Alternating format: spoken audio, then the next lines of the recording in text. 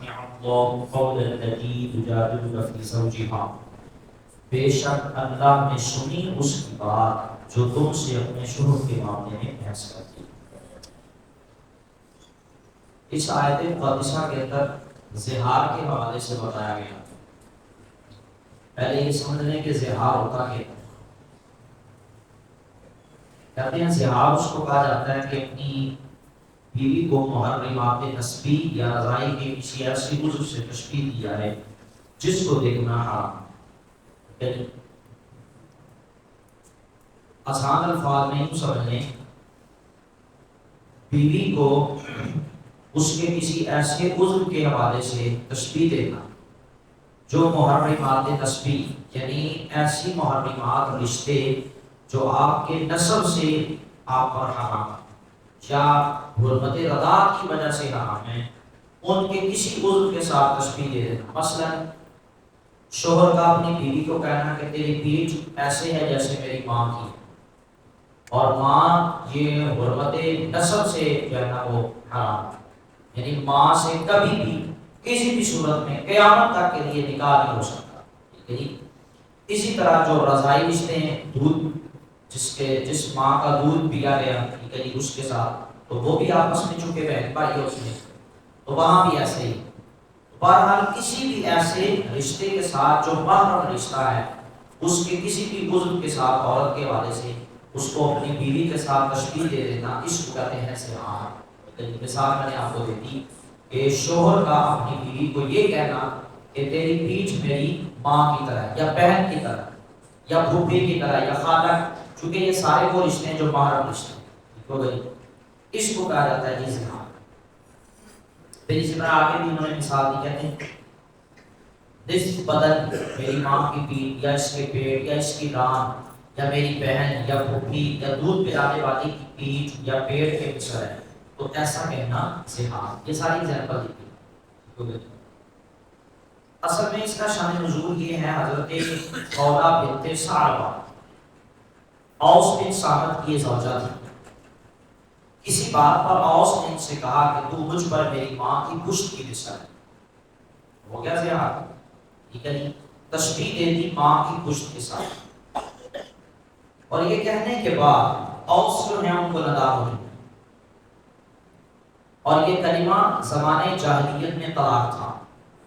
زمانے جاہلیت میں یہ طلاق ہوتا تھا، اسلام میں نہیں۔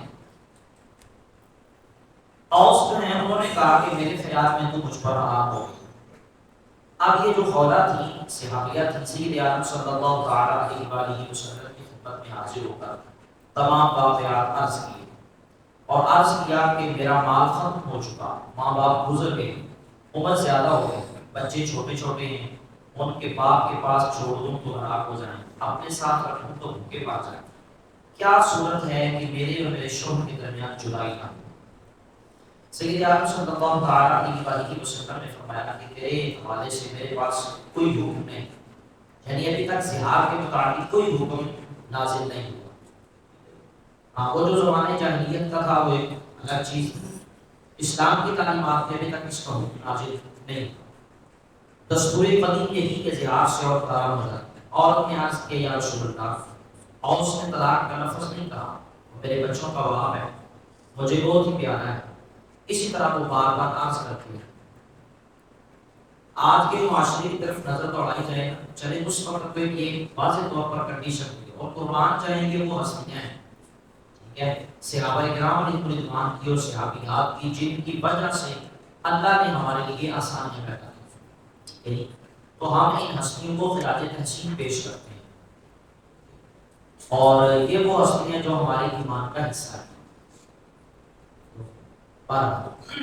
لیکن آج کے دور میں اگر دیکھا جائے تو لوگوں کا جو معاملہ ہوتا ہے وہ بھی کچھ اسی طرح کا ہی ہوتا ہے۔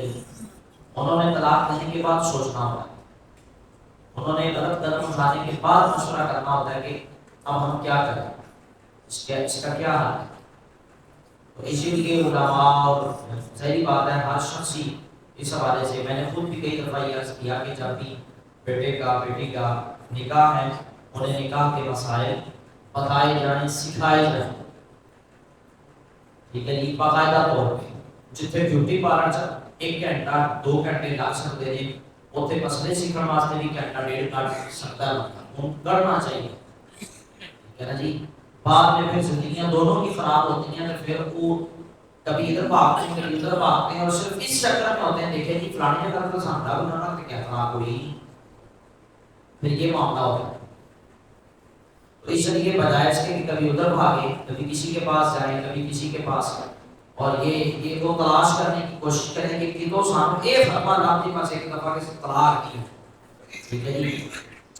پھر روٹی کا خاندان کی سپورٹ پاسے طور پر ہے، بندے کا خاندان کی سپورٹ پاسے طور پر ہے، ٹھیک ہے جی، صرف اس لیے کہ ہمیں یہ حال ملے کہ طلاق کی،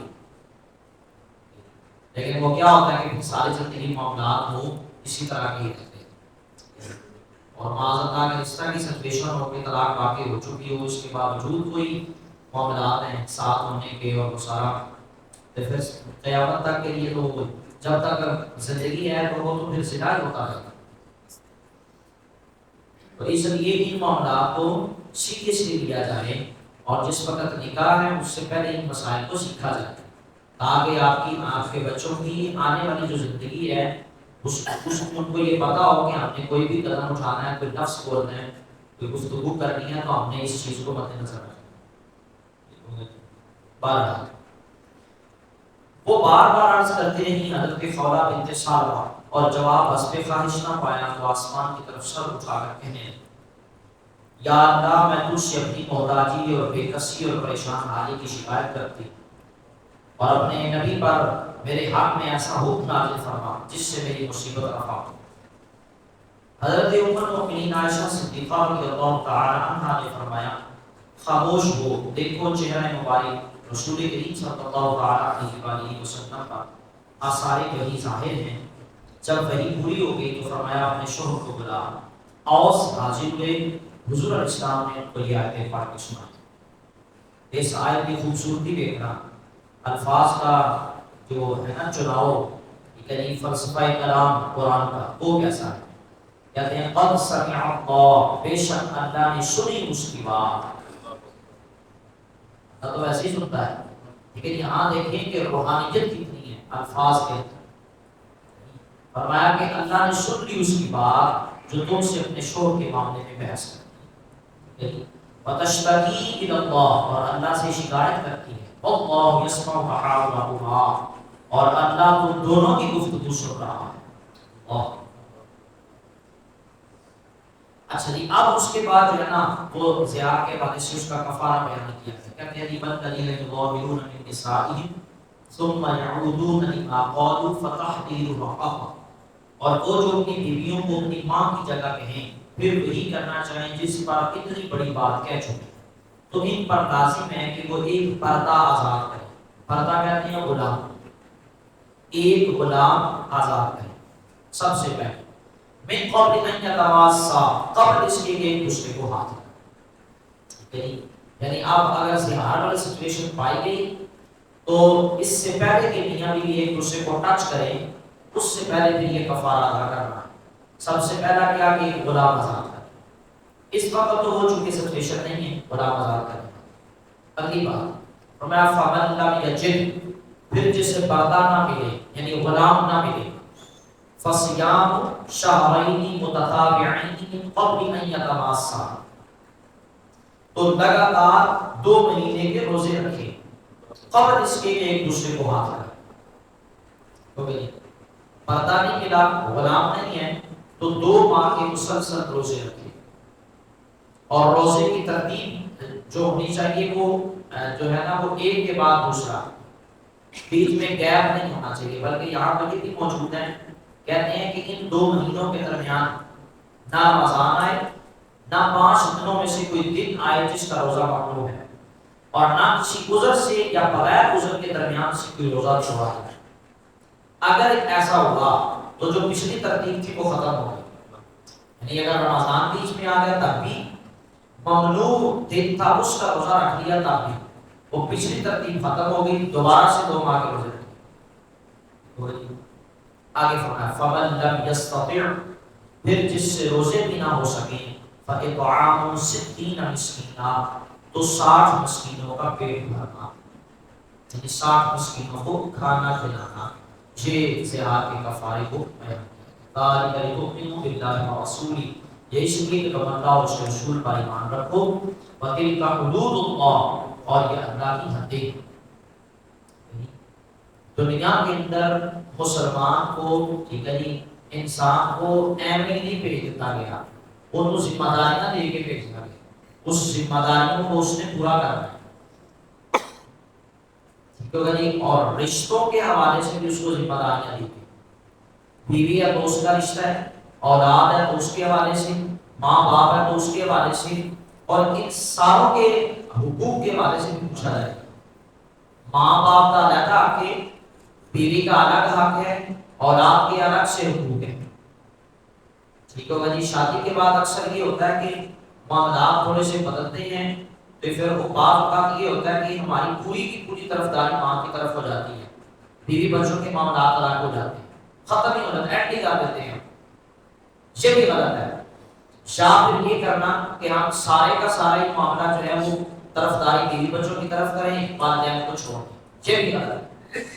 میانہ روی اور اعتدال کے ساتھ چلنا ہے، اور جو انڈرسٹینڈنگ کا معاملہ ہے وہ دونوں طرف سے ہونا چاہیے، اور یہ مرد کی ذمہ داری ہے کہ یہ مرد کا حق ہے کہ وہ اپنے والدین کو بھی راضی رکھے اور بیوی بچوں کے حقوق بھی ادا کرے، وہ اس پہ منحصر ہے کہ وہ کس انداز سے دونوں کو جو ہے نا وہ کر کے چلتا ہے۔ والدین کا مقام، منصب، ادب، احترام، معاملات اپنی جگہ پہ، بیوی بچوں کے معاملات اپنی جگہ، دونوں کا معاملہ مکس اپ نہیں ہونا چاہیے۔ ماں باپ کا حق الگ سے ہے، بیوی بچوں کا معاملہ الگ سے ہے۔ رہ گیا مسئلہ مودا کے ساتھ ساتھ، وہ صرف اپنا کہانیوں کے اندر یہ معاملات رہ گئے، میں آپ کو حقیقت بتاؤں، وہ جی ساس ماں دیے تے نو جڑی ہے وہ بیٹی دی جگہ پہ اے گلاں رہ گئی ہیں، اس میں حقیقت کوئی نہیں ہے، ورنہ معاشرے کے جتنے مسائل کو ہم فیس کرتے ہیں نا، یہاں بیٹھ کے اور سنتے ہیں لوگوں کے، تو آپ یقین جانے ایسا ہے ہی نہیں۔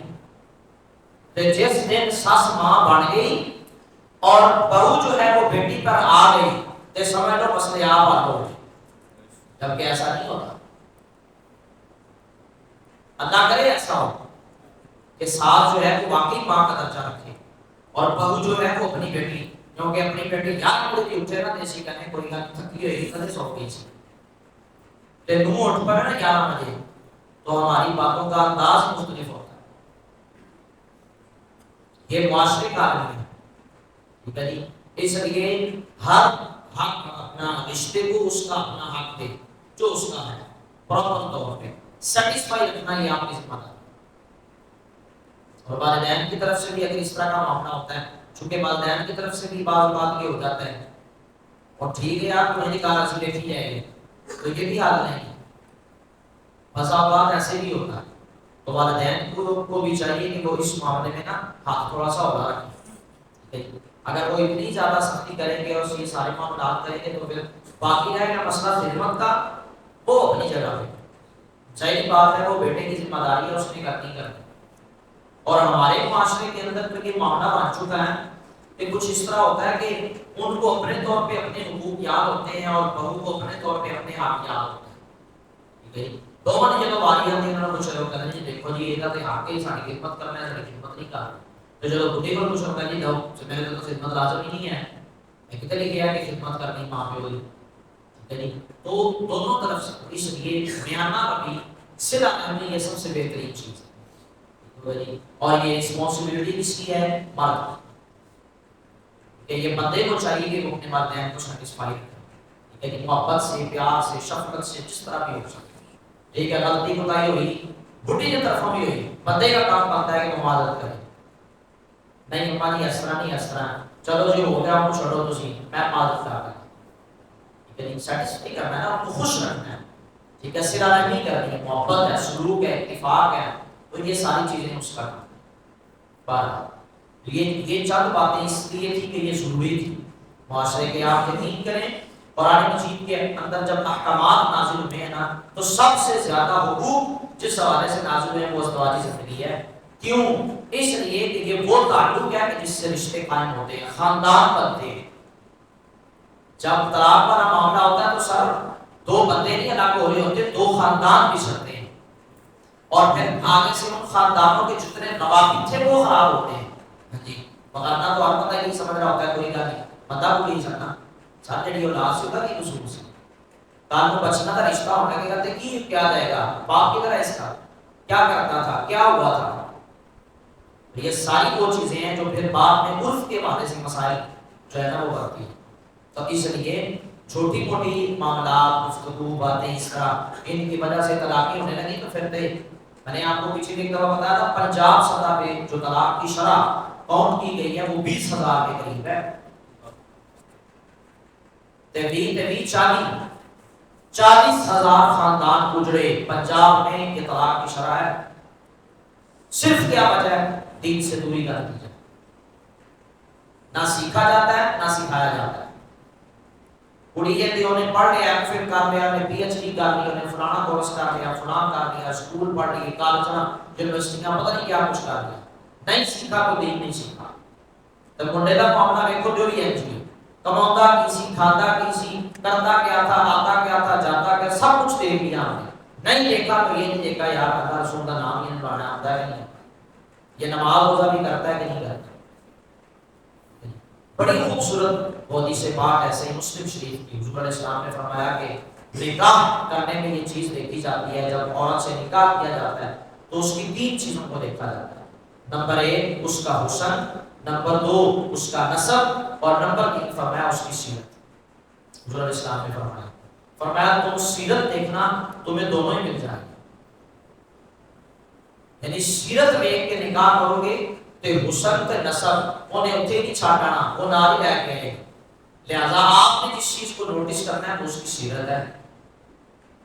جبکہ ہمارے معاشرے میں کیا ہوتا ہے، کڑی ہے تو سب تو پہلے جی جوان ہے، ماشاء اللہ جی کیا بات ہے، حسن بھی ہے، سب کچھ ہے، ٹھیک ہے، نسب بھی بڑے اعلیٰ خاندان سے ہے، بعد پھر وہ گل کرنے کی تمیز نہیں کی، پھر ساس سورا پریشان ہے یہ بھی لین ہاں حقیقت بات ہے۔ تو اس لیے یہ وہ چیزیں ہیں جو اسلام نے ہمیں پہلے واضح کر دی، پہلے ہی بتا دیا کہ جب رشتے کرنے ہیں، معاملات کرنے ہیں تو یہ چیزیں نوٹس کی جائیں۔ تے جے کڑی کی طرفوں منڈے کا رشتہ تو منڈے کا سب تو پہلا سوال ہے بیٹا آپ کماتے کتنا ہے، ٹھیک ہے جی، آپ جاب کیا کرتے ہیں، آپ کی سیلری کتنی ہے، ایک ویسے کہا کرتے سیلری کے ساتھ کوئی نوکری پوچھتے ہیں، ٹھیک ہے جی، تو یہ چیزیں جس وقت ہوں گی تو میرا صحیح ہو، لاکھ روپیہ کماتا ہے، 1.5 لاکھ کماتا ہے، 2 لاکھ کماتا ہے، ٹھیک ہے، یہ کسی نے بھی نہیں پوچھا تو نشہ نہیں کرتا، بعد پتا لگتا ہے کہ سکہ بھی پیتا ہے، نشہ بھی کرتا ہے، فلانے معاملات ہیں، سارے ہیں، تو تمہاری بیٹی کی زندگی خراب ہو گئی نا۔ تو اس لیے ان چیزوں کو پہلے دیکھا ہے۔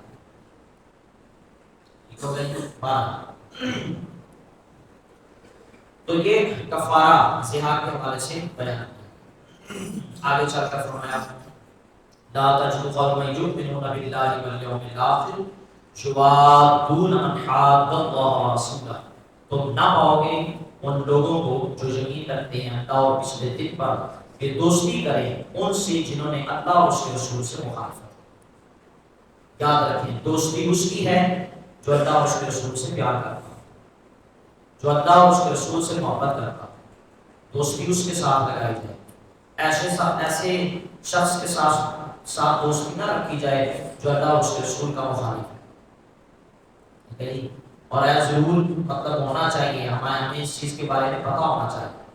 کہتے ہیں کہ مومنین سے یہ ہو نہیں سکتا کہ ان کی یہ شان ہی نہیں کہ وہ ایمان اور اس کو گوارا ہی نہیں کرتا، بلکہ خدا اور رسول کے دشمن سے دوستی کرنا، یہ اس آیت سے معلوم ہوا کہ بد دینوں، بد مذہبوں اور خدا اور رسول کی شان میں بے ادبی کرنے والوں سے مودت اور اختلاط یہ جائز نہیں۔ آپ کو پتہ ہے کہ یہ خدا اور رسول کے معاملات کے حوالے سے بے ادبی کرتا ہے تو آپ اس سے دوستی نہ کریں۔ دوستی ہے ہی اس کی جو خدا اور رسول کا سکا ہے، جڑا خدا رسول کا سکا نہیں ہے سارا کتوں ہوئے گا، تو دوستی کرتے وقت اس چیز کو دیکھا جائے۔ اور اگلی چیز صرف اتنا ہی نہیں بلکہ آگے سنیں وَلَوْ كَانَ آبَاؤُهُمْ، اگرچہ وہ ان کے باپ ہوں، دیکھ لو، اور تسمیم بارے میں تو واضح کرنا تھا یا ایھا الذین آمنوا لا تتخذوا آباءکم و اخوانکم، اولیاء، اے ایمان والو باپ اور بھائی کو دوست نہ بناؤ، وہ تمہارے کچھ بھی نہیں لگتے. کیوں؟ کب؟ اس وقت اذ استحب الکفر علی الایمان، جب وہ ایمان پر کفر کو ترجیح دے. یہ ہے اسلام. کہتے ہیں کہ اگر مومن ہے، مسلمان ہے، تو وہ کوئی اس کا رشتہ آپ کے ساتھ نہ ہو تو وہ سب سے پکا دوست ہے آپ کا. اور اگر آپ کا باپ ہی کیوں نہ ہو، وہ اللہ رسول کے ساتھ خاص نہیں ہے، اللہ رسول کے ساتھ اس کی محبت نہیں ہے اور وہ ایمان والا نہیں ہے، تو پھر وہ آپ کا باپ ہو پھر بھی آپ کو خوش نہیں لگتا. اہل ایمان. اور آگے سنیں اس کی تفصیل. کہتے ہیں چنانچہ حضرت عبادہ بن جراح جنگ احد میں اپنے باپ عبداللہ بن جراح کو انہوں نے قتل کیا. ہاں جی، یہ تو سارا حکومتی دنیا داری نا معاملات ہے، ٹھیک ہے جی. اور دوستی کے معاملات ہیں کہ جی ٹھیک ہے، اور بھائی میرا دوست ہے، بھائی میری بڑی پرانی خاندانی یاری ہے جی، ہمارا پتہ دار ہے، بھائی پتہ دار سے بڑی دور رہ گئے. پھر جہاں انہوں نے اپنے باپ کو نہیں چھوڑا، کیوں؟ اس لیے کہ اللہ رسول کا دشمن ہے، صرف اس لیے. آگے فرمایا کہتے ہیں حضرت ابوبکر صدیق رضی اللہ تعالیٰ عنہ نے روز بدر اپنے بیٹے عبد الرحمن کو مباشرت کے لیے طلب کیا. حضرت کہتے ہیں آمنا سامنا کا بیٹا مسلمان نہیں ہے، سیدنا صدیق اکبر مسلمان تھے، اور جس وقت لڑائی ختم ہوئی نا، خیر بعد مسلمان ہو گئے تھے نا آپ کے بیٹے. لڑائی ختم ہوئی تو حضرت عبد الرحمن کہتے ہیں اپنے والد سے سیدنا ابوبکر صدیق سے کہنے لگے ابا جی جنگ ہو رہی سی تو تسی میری تلوار تھلے تین باری آئے ہو تے میں باپ سمجھ کے چھاڑ دیتا. میں کہا کوئی گل نہیں میرا پیو ہے. تو سیدنا صدیق اکبر کہتے پتر تو تے چھاڑ دیتا ہی نا تین باری، میں تین باری آیا تو تین باری چھاڑ دیتا، تے جب تو ایک باری نہیں آ جاتا نا میری تلوار کے نیچے تو میں تجھے کبھی بھی بیٹا سمجھ کے چھوڑتا نہیں، بلکہ یہ سمجھ کے تیرا سر قلم کر دیتا کہ تو میرے محبوب علیہ السلام کا گستاخ ہے، ایمان والا نہیں. یہ معیار تھا صحابہ کرام علیہ رضوان کا اللہ رسول کے ساتھ پیار کا. صاحب پتر سے کی ہوا باپ تو کیا ہوا ہے تو دشمن نا اللہ رسول. آگے کہتے ہیں حضرت مصعب بن عمیر نے اپنے بھائی عبداللہ بن عمیر کو قتل کیا. برا سکا برا خوب کا رشتہ. جہاں ایک طرف قرآن کہتا ہے کہ مسلمان آپس میں سپر ہے، لیکن فرمایا مسلمان، اور دوسری طرف چھ طرح کے سکا بھائی ہے، لیکن اللہ رسول کے ساتھ اس کا رشتہ کیسا ہے؟ اگر ٹھیک ہے تو ٹھیک ہے، نہیں شاید. حضرت عمر بن خطاب رضی اللہ تعالیٰ عنہ نے اپنے ماموں عاص بن ہشام بن مغیرہ کو روز بدر قتل کیا. علی بن ابی طالب اور حمزہ اور ابو عبیدہ نے نبی کے بیٹوں عتبہ، شیبہ اور ولید بن عتبہ کو بدر میں قتل کیا جو ان کے رشتہ دار تھے. سارے رشتہ دار ہیں آپس میں، چاچے مامے تائے پھوپھیاں خالہ تے بچے اس طرح کا کیوں نہیں. لیکن اس کے باوجود کیا جی جڑا ایمان ہے وہ سب کچھ ہے، اور جس میں ایمان نہیں وہ چاہے اپنے گھر کا خاطی کیوں نہ ہو وہاں کچھ نہیں. آگے چل کر سورۃ الحشر اللہ رب العزت نے فرمایا والذین جاءوا من بعدهم یقولون ربنا اغفر لنا ولاخواننا الذین سبقونا بالایمان، اور وہ جو ان کے بعد آئے عرض کرتے ہیں اے ہمارے رب ہمیں بخش دے اور ہمارے بھائیوں کو جو ہم سے پہلے ایمان لائے. ولا تجعل فی قلوبنا غلا للذین آمنوا، اور ہمارے دل میں ایمان والوں کی طرف سے کینہ نہ رکھ. اے ہمارے رب انک رؤوف الرحیم، بے شک تو ہی نہایت مہربان ہے. اصالہ ثواب کر اپنے بھائیوں کو دعاؤں میں شامل رکھنا، یہ قرآن و سنت کے حوالے سے موجود ہے کہ جب آپ کسی کے بارے میں دعا کرتے ہیں کسی کے بارے سے، چاہے وہ زندہ ہے یا فوت ہو گیا، تو دعا کا معاملہ یہ ہونا چاہیے. یہ اصالہ ثواب بیسک ہے. تے جے دعا پہنچ سکتی تو کلام کیوں نہیں پہنچ سکتا؟ ٹھیک ہے نا. لوگ کہتے ہیں صحیح مسلم شریف کی حدیث ہے حضور علیہ السلام نے فرمایا مرنے کے بعد اعمال کا جزا کا یہ جو معاملہ ہے اور یہ ساری چیزیں ہیں، فرمایا کہ قبر میں جس وقت میت کو رکھ دیا جاتا ہے موت آ جاتی ہے اس کے بعد یہ معاملات ختم ہو جاتے ہیں. وہ نیکی کا اجر وہ ساری چیزیں ختم نہیں کرتے. چلو زندگی موقع کے نیکی کی تو نے کر دی، تو فرمایا اعمال کا سلسلہ منقطع ہو گیا، ختم ہو گیا. لیکن حضور نے فرمایا تین چیزیں ایسی ہیں جو قبر میں بندے کو پہنچ نہیں. نمبر 1 فرمایا ولد صالح، نیک اولاد، ٹھیک ہے جی، چنگی اولاد چھٹی ہوئے گی، نیک کام کرے گی، اس کا جو اثر ہوگا، اس کا جو فائدہ ہوگا وہ ماں باپ کو قبر میں بھی پہنچے گا، ٹھیک ہے جی۔ یعنی کہ آپ دیکھو کہ نیک اولاد، چنگی اولاد 80 فائدے مند ہے اپنے والدین کے لیے، صرف دنیا میں ہی نہیں، قبر کے اندر، ٹھیک ہے جی۔ نمبر 2 فرمایا صدقۃ نافلہ، ٹھیک ہے جی، صدقہ نافلہ، صدقہ جاریہ، ٹھیک ہے جی، کوئی بھی کام ایسا کیا جس کو باقی رکھ کے اس سے فائدہ اٹھایا جا سکے، ٹھیک ہے جی، ایسا کام کیا، راستے میں مسافروں کے آنے جانے کی جگہ دی اور اس طرح کر کے وہاں آپ نے پانی کا انتظام کیا، یا یہاں پہ لوگ آتے ہیں، مسافر ہیں، پیاسے ہوں گے، کوئی بھی پتہ ہے وہ اپنی پیاس بجھائے گا، آگے چلا جائے گا، ٹھیک ہے جی، پانی پی، یہ وہ کام ہے جو صدقہ جاتے ہیں، جب تک وہاں سے پانی پیا جائے گا تو اس کا ثواب اس کو ملتا ہے، ٹھیک ہے جی۔ اسی طرح کوئی اور ایسا کام ہے جو لوگوں کے لیے فائدے مند ہو، وہ کر دیا، کرنے کے بعد آپ چلے گئے، جب تک وہ کام پیچھے سے ہوتا رہے گا آپ کو اس کا فائدہ۔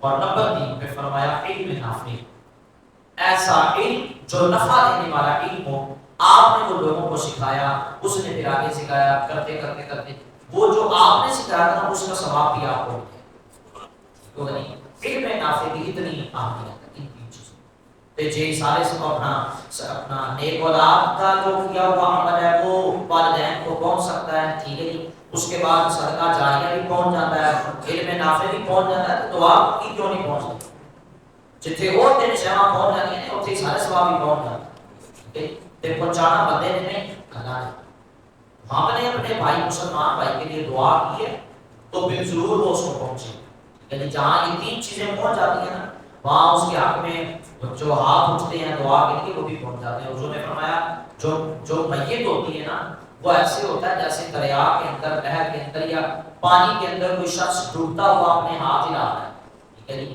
مدد چاہیے اس کو، ہیلپ چاہیے، کنارے کی طرف آنا چاہتا ہے، اس کو سہارا ہوتا ہے، وہ سہارا وہ آپ کی دعائیں بخشش کے لیے دعا ہے جو یہاں بھی قرآن مجید میں بھی واضح ہے۔ آگے چل کر سورۃ الممتحنہ لو جی وہ واضح کر دی، فرمایا یا ایھا الذین آمنوا لا تتخذوا عدوی وعدوکم اولیاء، اے ایمان والو میرے اور اپنے دشمنوں کو دوست نہ بناؤ۔ ایک نہیں پتہ نہیں کتنی آیتوں کو کاٹ کے بخا دیں گے قرآن جو جس میں اللہ واضح فرماتا ہے کہ جو میرا اور میرے محبوب کا دشمن ہے وہ آپ کا کبھی دوست نہیں ہو سکتا، ٹھیک ہے جی، وہ بھلے آپ کو ڈالر دے، بھلے ریال دے، بھلے دینار دے، بھلے جو مرضی دے، پتہ سکا وہ نہیں ہے،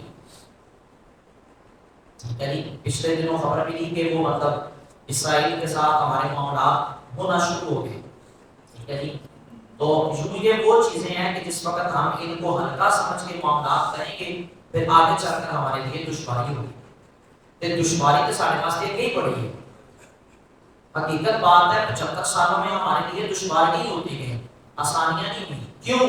اس لیے کہ نظام وہ قائم کیا گیا جو اسلام کے خلاف تھا، نظام وہ استعمال ہوا جو قرآن و سنت کے خلاف تھا، جہاں سود کے بارے سے فرمایا گیا اعلان جنگ ہے، وہ تھے اسی کیا نہیں سکتے معیشت ٹھیک ہو رہی، وہ پھر 15 سال ساری معیشت ٹھیک نہیں، یعنی ہر معاملہ آیا انہیں کہ فلانا چھوڑ ہے، فلانا یہ ہے، فلانا آپ یہ ہیں، یعنی آپ بڑے موتب ہیں، مسلمان ہیں، بڑے مومن ہیں، کیا ایسا ہے؟ تو اس لیے یہ عوام کو صرف پٹی پڑھائی گئی کہ ہم یہ کر دیں گے، ہم وہ کر دیں گے، ہم اس طرح کرتے ہیں، سر آپ کی مجبوری بن گئی ہے، یہ گفتگو کرنا ہماری مجبوری ہے، اگر ہم نہیں کریں گے تو ہم نے مصلی اور ممبر کا تو آپ کی بھی ادا نہیں کیا، ٹھیک ہے جی، جنہ تک کھا کے اسی اتنے بیٹھے ہیں ان کی عزت کا جب معاملہ ہوا تو ہم چھپ کر کے بیٹھے رہے، مجھے بتائیں یہ وفاداری ہے مصلی کے ساتھ؟ جب اللہ رسول کی عزت کا معاملہ ہو وہاں بندہ کہنے کی نہیں ہو جی میری پکڑی میری عزت میرا خدا کو میرا اس طرح کا معاملہ، سر ساڑیاں اس کا کی ہے، ہماری عزتیں ہیں یہ اللہ اس کے رسول کی وجہ سے، کہ ہماری عزت ہے ہی ان کی وجہ سے، تو جب ان کی عزت کا معاملہ ہو تو پھر ہماری طرف سے معاملہ رکھا کیوں ہو؟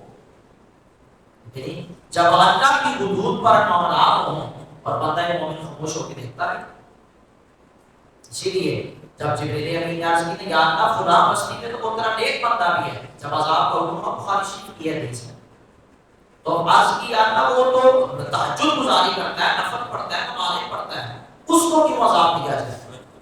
اللہ اکبر۔ تو اللہ پاک نے فرمایا کہ ہاں اس کی وجہ یہ کہ اس کے سامنے حدود اللہ کا مذاق اڑایا کرتا رہا اور وہ اپنی تصویر پڑھ کر رہتا رہے۔ اس کو ہوش ہی نہیں رہی کہ میں امر بالمعروف اور نہیں منکر کروں، میں اٹھ کے لوگوں کو بتاؤں کہ یہ کام غلط ہے۔ جہاں اللہ اور اس کے رسول کی حدود کا معاملہ ہو وہاں پر کسی کو بھی اس طرح کی کمزوری کی اجازت نہیں ہے۔ اس لیے سب سے پہلے عذاب اسے دیا جائے۔ ہم کیا سمجھتے ہیں اسی سوال خوشی پاڑنے والے پاس نہیں ہمارے ساڑھے کو نہیں پوچھو نہیں۔ کل کو مجھے بتائیں نا حضور کی بارگاہ میں کھڑے ہو کے اگر ہم سے پوچھا گیا کہ بتائیں آپ کے سامنے ختم نبوت کے یہ معاملات ہوئے، آپ کے سامنے ناموس رسالت کا یہ مسئلہ ہو، کدھر تھے آپ؟ 10 سال کی جواب ہے ہم کیا جواب دیں گے حضور کی بارگاہ میں کھڑے؟ اور حقیقت بات ہے 11ویں پاڑے کی تفسیر پڑھ لیجیے گا بعد میں۔ بعد الثلاثة الذين خلفوا حتى إذا ضاقت عليهم الأرض، زمین تنگ ہو گئی۔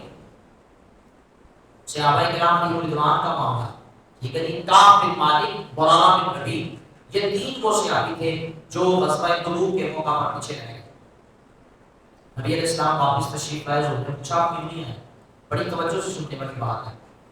کہتے آپ کیوں نہیں آئے غزوے میں شرکت کیوں نہیں کی؟ کعب بن مالک کہنے لگے حضور کسی اور کا معاملہ ہوتا نا، کسی اور نے مجھ سے سوال کیا ہوتا میرے پاس بڑے بہانے تھے، لیکن کیا سنا میں آپ کی بارگاہ میں کوئی بہانہ نہیں، بس سستی ہوئی جس کی وجہ سے ہم نہیں کھا سکتے۔ تو نے فرمایا اٹھ کے چلے جاؤ، اٹھ کے چلے جاؤ، چلے گئے اٹھ کے 50 دن تک حضور نہیں بولے ان سے۔ اور میں آپ کو بتاؤں کعب اسی طرح تسبیح پڑھ لیتے ہیں نا، ہم تو کتاب اٹھائی، درس ہو گیا جی، بیان ہو گیا جی، اس طرح ہو گیا، چاہے وہ میں کیوں نہیں، ٹھیک ہے جی۔ اور آپ یہ سمجھتے ہیں کہ آپ نے دین کا حق ادا کر دیا۔ حضرت کعب بن مالک کے وہ ہستی ہیں جنہوں نے غزوہ احد کے موقع پر حضور علیہ السلام کا لباس خود پہن لیا۔ جب کفار نے ان کو پہچانا نا تو کعب بن مالک کے بعد کہنے لگے حضور تسی اپنا لباس مجھے دے دیو تو میرا لباس آپ پہن لیں، ٹھیک ہے جی، تاکہ انہوں نے آپ کو حضور علیہ السلام نے اپنا لباس ان کو دیا اور ان کا پہن لیا۔ وہ سارے کافر حضرت کعب بن مالک کے پیچھے تھے، ٹھیک ہو گیا جی۔ یہ قربانیاں ہیں، لیکن غزوہ تبوک پر ان کو رخصت نہیں کی گئی۔ جب انہوں نے کہا کہ میں میری سستی ہوگی، میں حاضر نہیں ہو سکا، 50 دن تک ناراضگی رہی، 50 دن تک۔ اور صحابی کے لیے 1 سیکنڈ کے لیے حضور ناراض ہوتے تھے تو اس کے لیے قیامت سے بڑھ کر یہ معاملہ ہوتا تھا۔ 1 مہینہ گزرا، 1 مہینہ حضور نے فرمایا ان کو اپنی بیویوں کو لے کے چھوڑا ہے۔ یہ ساری تفصیل لکھی ہوئی ہے قرآن میں۔ 1 مہینے بعد فرمایا میں اپنی بیویوں کو لے کے چھوڑا۔ جب پیغام ملا تو حضرت کعب بن مالک کہنے لگے پوچھ کے آؤ ایک ہی چھاڑ گیا نا کہ طلاق دے دیں، اللہ اکبر، اس طرح ہی چھوڑنا ہے کہ طلاق دے دیں۔ 50 دن تک حضرت ابو قتادہ رضی اللہ تعالیٰ عنہ، یہ رشتہ داری ہے، بڑی گہری رشتہ داری حضرت کعب بن مالک کے ساتھ، یہ باغ کے اندر ڈیوٹی کر رہے ہیں حضرت قتادہ، اور اسلام کے شاہ سوار ہیں حضرت قتادہ۔ نبی علیہ السلام نے فرمایا بڑا گہرا رشتہ، ان کی بیٹی ان کے گھر میں تھی حضرت کعب بن مالک کی، اور انہاں کی دوستی یاری پورے مدینے کے اندر مشہور تھی کہ یہ آپس میں بڑے گہرے دوست ہیں حضرت کعب بن مالک اور حضرت قتادہ۔ حضرت کعب بن مالک نے باغ کے اوپر سے جھانک کر دیکھا نا، حضرت قتادہ وہ باغ میں اپنا کام کر رہے تھے، وہ جو پودوں کے ساتھ روٹی وغیرہ کا معاملہ ہے جو بھی ہوتا ہے۔ حضرت کعب بن مالک نے ان کو سلام کیا، سلام کیا، انہی معاملات، انہی حالات کے پیش نظر یہی معاملات گزر رہے تھے۔ حضرت قتادہ نے جا کے دیکھا بھی نہیں، دیکھا تک نہیں۔ حضرت کعب بن مالک کہنے لگے یار تم سلام کیتا تو میرے سلام کا جواب دے دیں، آپ پھر خاموش تھے۔ تیسری باری کیا اللہ کی قسم میں اللہ رسول سے پیار کرتا ہوں، میں نے سلام کیا جواب تو دو۔ حضرت قتادہ نے پھر بھی سلام کا جواب نہیں دیا، صرف اتنا کہا، کہنے لگے سانو نہیں پتا کہ مجھے نہیں پتا آپ اللہ رسول سے پیار کرتے ہیں کہ نہیں، ہمیں صرف اتنا حضور نے حکم دیا کہ آپ سے گفتگو نہیں کرنی، اس لیے میں آپ سے بات نہیں کروں، یعنی جس سے اللہ رسول بیزار ہو جائے، یعنی اس کے لیے قیامت سے بڑھ کے معاملات کا بشر نہیں کہ وہ مسلمان۔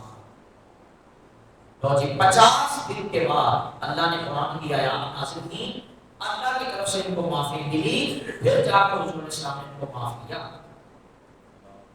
سارا سیکھ ہماری کیا اوقات اور ہماری کیا حیثیت ہے؟ اس لیے ہم یہ کبھی بھی نہ سوچیں کہ اللہ رسول کا معاملہ ہوگا تو ہم خیر ہے کوئی نہیں چلو ادھر یہ تو نہیں وہ تعلیم نکال لیں وہ ہمت کر لیں وہ اس طرح کا معاملہ کر لیں. یاد رکھیں اللہ رسول کے بارے میں حکمتیں نہیں ہوتی. ٹھیک ہے وہاں پتا کہ نہیں حکمتیں اپنی دیکھی جائیں. انبیاء سے بڑھ کر کوئی پتا حکمتیں نہیں جاتا. اس کے باوجود انہوں نے کہا کہ جہاں پر اللہ کا معاملہ ہے یعنی ان کے حوالے سے تو چونکہ ہمارے حوالے سے صرف اللہ نہیں اللہ اور اس کا رسول ہمارے لیے صرف اللہ کافی نہیں اللہ اور اس کا رسول کافی ہے. اکثر لوگوں نے یہ لکھا ہوتا ہے میرے لیے اللہ کافی نہیں ہمارے لیے اللہ اور اس کا رسول کافی ہے. اس لیے جہاں اللہ اور رسول اس کے رسول کا معاملہ ہوگا وہاں کسی قسم کی کوئی بھی کنسیشن نہیں ہوگی. یہ یاد رکھیں. اور اگر کسی نے کنسیشن کی تو پھر اس کے بعد پھر اینڈ ہے. پھر اس کے بعد وہ بالکل یہ معاملہ نہ رکھے کہ میں جو ہے نا وہ جو مرضی کرتا ہوں اور اس طرح کے معاملات. دنیا میں تو جو معاملہ ہوگا ہی ہوگا آخرت کی پھر آپ بتایا جائے گا. جی دنیا کے اندر آپ کو اپنی کرسی بڑی پیاری تھی دنیا کے اندر آپ کو اپنی سیٹیں بڑی پیاری تھی دنیا کے اندر آپ کو اپنے جو ہے نا وہ منصب اپنے مقام مرتبہ ٹھیک ہے جی بڑے عہدے بڑے پیارے تھے میں جی وہ جی میں تھے تعلقات کے میرا عہدہ چلا دے گا. ٹھیک ہے جی تو جس وقت آپ نے اپنی عزتوں کو ترجیح دی اللہ رسول کا معاملہ تو پھر ختم ہو گیا. اس لیے سب سے پہلی عزت سب سے پہلی ناموس اللہ اور اس کے رسول اور تو بات سارے ہیں. جب تک یہ ناموس سلامت رہیں گی ہم بھی ہیں سب کچھ ہے. تو جب اللہ رسول کی عزت کے معاملہ بڑھے تو پھر بولے جاؤ کہ ساری عزتیں سلامت رہیں. ہاں جی بھول جائیں آپ کے سامنے ہیں معاشرے کے معاملات بچیوں کی عزتیں اور یہ ساری چیزیں. اس کی وجہ صرف یہی جب حضور کی عزت اور ناموس پہ بات ہوتی ہے کسی کے سامنے جمعہ اپنی نہیں تھی. یہ کیسے ہمارا ایمان ہے آپ خود اندازہ لگائیں. جہاں ایک طرف سے آپ کہتے تھے کہ نہیں سوال ہی پیدا نہیں ہو سکتا اپنا پتر کا سکا بات کرتی تو کی کیوں تو نے اور باپ نے بات کرتی تو کیوں کی. حضرت سیدنا صدیق اکبر کے والد نے بات کی اور نہ اس کے چپیڑ مارتی منہ دے اپنے باپ کے منہ پہ تھپڑ مارا. اور نبی علیہ السلام کے پاس جب یہ معاملہ گیا تو حضرت سیدنا صدیق اکبر رضی اللہ تعالیٰ عنہ کہنے لگے یا رسول اللہ میرے کو روشن تلوار نہیں سی گئی. یہ آپ کی شان کا معاملہ تھا آپ کے ادب کا معاملہ تھا کہ میرے ہاتھ میں اس وقت تلوار نہیں تھی. اگر تلوار ہوتی تو باپ کا سارے بھی اتر جاتا. یہ تو اترتی کا کہ تلوار نہیں سی آیا یعنی وہ افضل البشر بعد الانبیاء وہ صدیق کا لقب اسی وجہ سے ملا کہ حضور کے ساتھ عشق تھا یہ محبت تھی. ہم اپنے تو کیا ہم پرائم کے ساتھ دوستی کی بینیاں چڑھا رہے ہوتے ہیں پتہ ہوتا ہے کہ اللہ اس کے رسول کا دشمن ہے. وہاں میں نہیں آتا یہ چیز اللہ کی وعدہ میں دعا ہے سب کو